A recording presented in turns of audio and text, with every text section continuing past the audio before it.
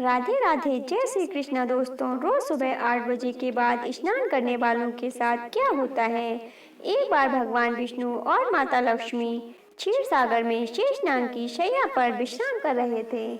तभी बिंदा पुत्र गरुड़ उस स्थान पर आ जाते हैं और भगवान विष्णु तथा माता लक्ष्मी से पूछने लगते हैं, हे प्रभु, मैं पृथ्वी लोक का भ्रमण करके आया हूँ। मैंने देखा कि पृथ्वी लोक पर अनेक मनुष्य नित्य स्नान करते हैं, किंतु फिर भी दुखी ही रहते हैं। उनके दुखी रहने का क्या कारण है? हे प्रभु, कृपा कर आप मुझे बताइए कि स्नान करने की सर्वोत्तम विधि क्या है? स्नान कब और कैसे करना चाहिए? स्नान करते समय कौन से मंत्रों का उच्चारण करना चाहिए? मेरे मन में इन सभी प्रश्नों को जानने की इच्छा हो रही है। गरुड़ जी माँ लक्ष्मी से भी पूछते हैं, हे माता, मैंने यह भी देखा है कि अनेक महिलाएं नित्य स्नान करके आपकी पूजा आराधना करती हैं, किंतु फिर भी उनके घर में आपका वास नहीं होता है। इसका क्या कारण है? गरुड़ जी द्वारा इस प्रकार से प्रश्न पूछने पर भगवान विष्णु कहते हैं, हे पक्षीराज, तुमने उचित ही प्रश्न किया है। स्नान करना अत्यंत आवश्यक होता है। स्नान से ही शरीर शुद्ध होता है। स्नान करने से ही शरीर पवित्र होता है और मनुष्य पूजा पाठ आदि कर्म करने के पात्र बनता है। इसीलिए मनुष्य को नित्य स्नान करना चाहिए। तुम्हारे सभी प्रश्नों के उत्तर देने से पहले मैं तुम्हें एक अत्यंत पवित्र कथा सुनाता हूँ, उसे तुम ध्यान से सुनो। इस कथा में मैं तुम्हें तुम्हारे सारे प्रश्नों के उत्तर प्राप्त हो जाएंगे। इतना कहकर भगवान विष्णु ने गरुड़ जी को स्नान का महत्व बताते हुए एक कथा सुनाई, जिसे सभी मनुष्यों को ध्यान से सुनना चाहिए। इस कथा का श्रवण करने मात्र से ही सैकड़ों तीर्थ में स्नान करने का पुण्य मनुष्य को प्राप्त होता है। इसीलिए आप सभी इस कथा को पूरा सुने। आधा अधूरा ज्ञान अनर्थ का कारण होता है। तो चलिए कथा को शुरू करते हैं। भगवान विष्णु कहते हैं, हे पक्षीराज, प्राचीन काल की बात है। मध्य प्रदेश में एक अत्यंत सुंदर नगर था, जहाँ पर एक धनवान सेठ रहता था, जिसकी 3 पुत्रियां थीं। उसने अपनी पुत्रियों को कभी किसी चीज की कमी होने नहीं दी। उसने उन्हें बड़े लाड प्यार से पाला था। उसकी तीनों पुत्रियां बहुत ही सुंदर और चंचल स्वभाव की थीं। एक पिता का जो भी कर्तव्य होता है वह सभी उसने पूर्ण किया। अपनी पुत्री को उसने सब कुछ दिया, लेकिन उसने केवल एक गलती की। उसने अपनी पुत्री को शास्त्रों का ज्ञान नहीं दिया। जीवन में सब कुछ पाकर भी उसकी पुत्रियों का जीवन अधूरा था। ज्ञान के बिना कोई भी मनुष्य पूर्ण नहीं होता है। पैसा, धन, सौंदर्य होकर भी उसकी पुत्रियों के पास वह नहीं था जो प्रत्येक स्त्री के पास होना चाहिए। फिर जब उसकी तीनों पुत्रियां जवान हुईं, तो सेठ ने तीनों पुत्रियों का विवाह एक अच्छे कुल में कर दिया। तीनों के पति बड़े बड़े व्यापारी थे और सभी राजमहल में रहने के लिए चली गईं। जैसे ही तीनों रहने के लिए गईं, अपने घर गईं, वहां पर उनका भव्य दिव्य स्वागत किया गया। विवाह के बाद की सभी रस्में निभाई गईं। उन तीनों के ससुराल वालों ने उन्हें बहुत मान सम्मान दिया और सभी के साथ प्रेम से व्यवहार किया। पुत्रियां अपने ससुराल में बड़े ही मन से रहने लगीं। तीनों सुबह देर से जागती थीं, देर से स्नान करती थीं, बिना स्नान किए ही भोजन किया करती थीं और कभी कभी ही पूजा पाठ किया करती थीं। उनकी सास ने उन्हें कई बार टोका, लेकिन किसी ने अपनी सास की बात नहीं मानी और अपनी ही मनमानी करती रहीं। लेकिन जैसे जैसे समय बीतता गया, उन तीनों के ससुराल में परेशानियां बढ़ने लगीं। तीनों के पतियों को व्यापार में आर्थिक नुकसान होने लगा और धीरे धीरे उनका सारा व्यापार डूबने लगा। दूसरों से कर्ज लेकर वे अपने व्यापार को चलाने लगे, लेकिन फिर भी उन्हें घाटे का ही सामना करना पड़ा, जिससे घर में क्लेश होने लगा। बार बार लड़ाई झगड़ा होने लगे। जब से वे तीनों उन घरों में रहने के लिए चली गई थीं, तभी से उनके घर में संकट आने शुरू हो गए थे। उन तीनों बहनों के ससुराल में पैसे की इतनी तंगी हुई कि उन्हें अपना घर बार सब कुछ बेचना पड़ा और वे सभी झोपड़ी में जाकर रहने लगे। लेकिन वे तीनों बहनें झोपड़ी में रहना पसंद नहीं करती थीं, इसीलिए वह अपने ससुराल को छोड़कर मायके में वापस आ गईं और अपने पिता के साथ रहने लगीं। अपने घर पर आकर भी उन तीनों की आदत नहीं बदली और घर पर आकर भी वे मौज से रहने लगीं। वहां पर भी वे तीनों देर से उठती थीं, देर से स्नान करती थीं, बिना स्नान किए ही भोजन किया करती थीं, जिस कारण से उनके पिता को भी व्यापार में नुकसान होने लगा और उनकी भी आर्थिक स्थिति खराब होने लगी। फिर एक दिन उनके द्वार पर भगवान विष्णु एक साधु का रूप धारण करके आ गए। सेठ ने उस साधु का प्रेम से स्वागत किया और उनके पैर धोकर उन्हें प्रणाम किया। फिर उसने महान साधु को अपना दुख बताया और उस पर निवारण करने के लिए उपाय पूछा। सेठ ने अपनी पुत्रियों को भी बुलाया और साधु को उनके बारे में भी सारी हकीकत बता दी। जैसे ही उस साधु ने सेठ की तीनों पुत्रियों की तरफ देखा तो उन्हें सारी हकीकत पता चली।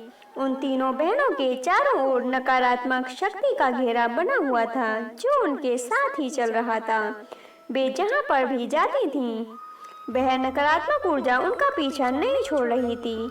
उस सिद्ध साधु ने उस सेठ से कहा, तुम्हारी तीनों बेटियों की आदतों के कारण उनके चारों ओर नकारात्मक ऊर्जा का घेरा बना हुआ है। इसी कारण से ये जहाँ पर भी जा रही हैं, वहाँ पर केवल दुख और संकट आ रहे हैं।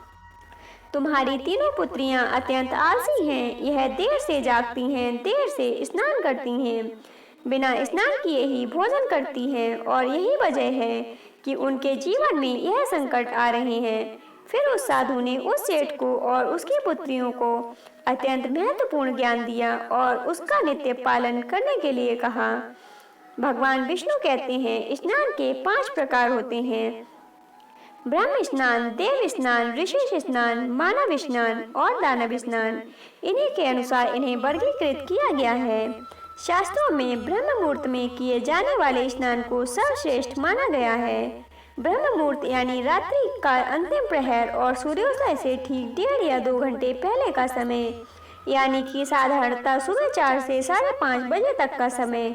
शास्त्रों में यह समय दिन का सर्वश्रेष्ठ समय माना जाता है, क्योंकि इस समय वातावरण में अद्भुत और चमत्कारी ऊर्जा होती है। यह समय देवताओं का समय होता है। इस तरह देवताओं का स्मरण करते हुए ब्रह्म मुहूर्त में किए गए स्नान को सर्वश्रेष्ठ स्नान कहा गया है। इस समय स्नान करने से और स्नान के तुरंत बाद सूर्य देवता को अर्घ्य देने से जीवन में सुख, समृद्धि और शांति आती है। दिन भर मनुष्य का तन और मन खुश रहता है और सकारात्मक ऊर्जा से भरा रहता है। ब्रह्म स्नान करने पर मनुष्य रोग तथा बीमारियों से दूर रहता है। उसका शरीर निरोगी और स्वस्थ रहता है। दूसरा है देव स्नान। सुबह 5 से 6 बजे के बीच किया जाने वाला स्नान देव स्नान कहलाता है। सभी पवित्र नदियों का स्मरण करते हुए किए जाने वाले इस स्नान को विशेष स्नान माना जाता है। इस समय स्नान करने से मनुष्य के शरीर में सकारात्मक ऊर्जा का संचार होता है और सभी प्रकार की नकारात्मकता, ऊर्जा और बुराइयां शरीर से बाहर निकल जाती हैं। इस तरह देव स्नान के समय स्नान करने से तन के साथ साथ मन भी शुद्ध और पवित्र हो जाता है। इस समय पर स्नान करने से धन संपत्ति में वृद्धि होती है। मनुष्य को सभी भौतिक सुख प्राप्त होते हैं।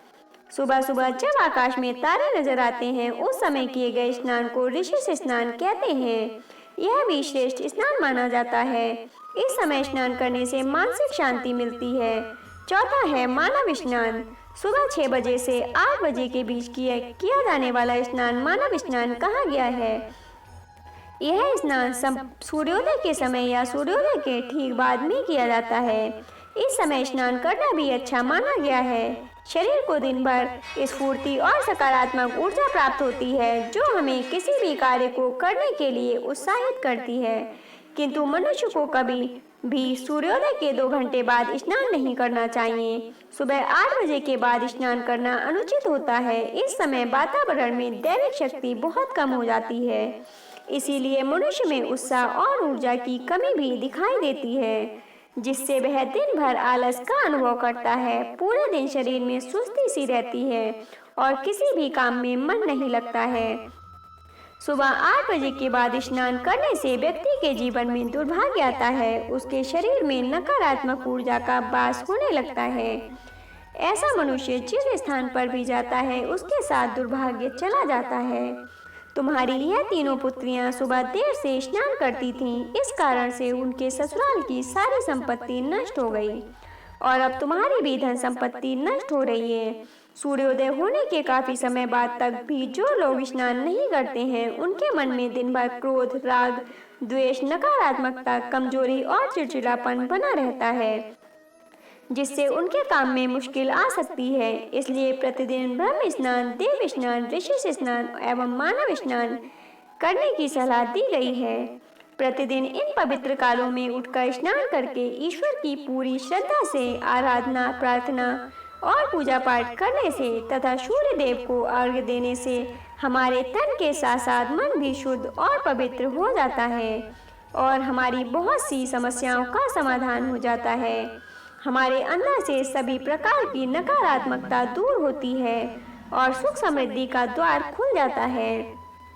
संध्या काल और रात्रि के समय अति आवश्यक ना हो तो बिल्कुल भी स्नान नहीं करना चाहिए। भगवान विष्णु कहते हैं, बस अब मैं तुम्हें स्नान करते समय बोले जाने वाले अत्यंत महत्वपूर्ण मंत्र के बारे में बताने जा रहा हूँ, इसलिए तुम इसे ध्यान से सुनो। जो भी इस मंत्र का उच्चारण करते हुए स्नान करता है, उसके सभी पाप नष्ट हो जाते हैं, उसका दुर्भाग्य भी नष्ट हो जाता है और उसे सुख समृद्धि प्राप्त होती है। वह मंत्र इस प्रकार है, गंगे च यमुने चैव गोदावरी सरस्वती नर्मदे सिंधु कावेरी जले अस्मिन् सन्निधं कुरु। इसका अर्थ है, हे गंगा, यमुना, गोदावरी, सरस्वती, नर्मदा, सिंधु और कावेरी माँ, मेरे स्नान करने के जल में कृपया आप सभी पधारें। इस मंत्र के उच्चारण से सभी तीर्थ स्थान में स्नान करने का पुण्य मिलता है। इस प्रकार से भगवान विष्णु ने उस सेठ को स्नान का महत्व बताया। फिर सेठ की तीनों पुत्रियों को अपनी गलती समझ में आ गई। वे तीनों अपने अपने ससुराल में रहने के लिए चली गईं और भगवान विष्णु द्वारा बताए गए स्नान के सभी नियमों का पालन करने लगीं। तीनों सुबह ब्रह्म मुहूर्त में जाकर स्नान करने लगीं और नित्य सूर्य को जल देने लगीं। सुबह नित्य स्नान करने से उनका शरीर पवित्र हो गया और वह नकारात्मक ऊर्जा भी पूरी तरह से नष्ट हो गई। धीरे धीरे उनके पति का व्यापार भी ठीक से चलने लगा और उनका खोया हुआ सब कुछ उन्हें फिर से वापस मिल गया और तीनों बहनें बड़ी ही प्रसन्नता से अपने ससुराल में रहने लगीं। तो दोस्तों, इस प्रकार से हमारे जीवन में स्नान का बहुत अधिक महत्व होता है, इसलिए हमें रोज सुबह जल्दी स्नान करना चाहिए। सुबह 8 बजे के बाद स्नान करना अशुभ होता है। इस प्रकार से भगवान विष्णु ने गरुड़ जी को स्नान का महत्व बताया। उम्मीद है आपको यह कथा पसंद आई होगी। दोस्तों, यदि आपको यह कथा पसंद आई हो तो वीडियो को एक लाइक अवश्य कीजिएगा। साथ ही यदि आप चैनल पर नए हो तो चैनल को सब्सक्राइब कर बेल आइकन को प्रेस कर लीजिएगा। धन्यवाद दोस्तों।